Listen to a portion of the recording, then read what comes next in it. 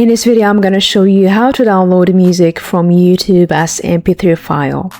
First, go to YouTube and log into your account, then open YouTube Studio. On the left side menu, you will find Audio Library, and that is what you want to click on.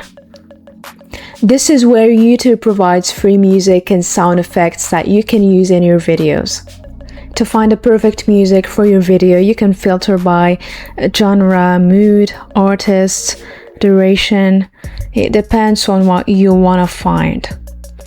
Click the play button to listen to any track before downloading. Once you find a track you like, you can just click download.